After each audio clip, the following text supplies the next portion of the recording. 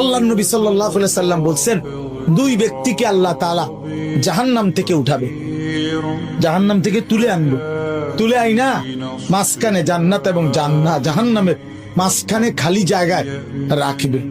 রাখবার পরে মানে বসাইবার পরে, একবারে হাদিস এটা, বসাইবার পরে আল্লাহ আবার বলবে ওই দুইজনকে, যাও জাহান্নামে আবার ঝাঁপ দাও, মানে আবার যাও জাহান্নামে যাও।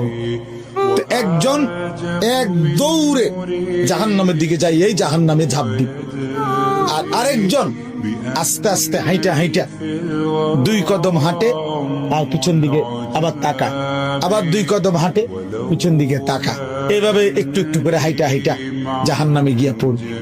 তো আল্লাহ তাআলা আবার দুইজনকে উঠাবে, এই দুইজনকে উঠাইয়া প্রথম জনরে বলবে, তুমি এরকম দৌড় দিয়া জাহান্নামে পড়ে গেলা কেন? সে বলবে, মাওলা জীবন ভর আমি আপনার নাফরমানি করেছি, আপনার কথা মানি নাই বলেই তো আমি জাহান্নামী হয়েছি। আজ যখন আপনি আমারে জাহান্নাম থেকে তুলে ওই মাঝামাঝি জায়গাতে রাখছেন, রাইকা আবার যখন কইছেন জাহান্নামে যাইতে, পড়তে, লাফ দিতে, তো এটাও তো আপনার একটা হুকুম। চিন্তা করছি জীবনে কোনো হুকুম না মাই নেই তো জাহান্নামী হইলাম, তো আজকে একটা হুকুম মানিয়া, এই জন্য আপনার হুকুম মানার জন্য জাহান্নামে গিয়ে লাফ দিলাম। আল্লাহ বলেন, আমিও তোকে মাফ করে দিই, জান্নাতে। এইবার আল্লাহ তাআলা বলবে দ্বিতীয় জনকে, তুমি এরকম করলা, তুমি কি তা জানা কিসের ভিতরে কি চাইবে?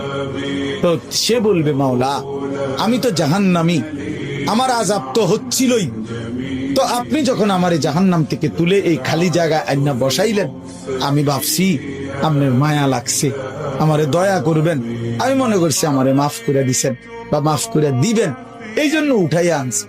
এখন আবার যখন আমারে জাহান্নামে পড়তে কইছেন, যে আমি একটু একটু আগাইয়া পিছন দিকে চাই, আপনি কোনো ডাক দেননি, আপনার মায়া জানি আবার লাগেনি কোনো, আপনি আমারে ডাক দেননি। তো আল্লাহ তাআলা বলবেন, বান্দা তোকেও মাফ করে দেব,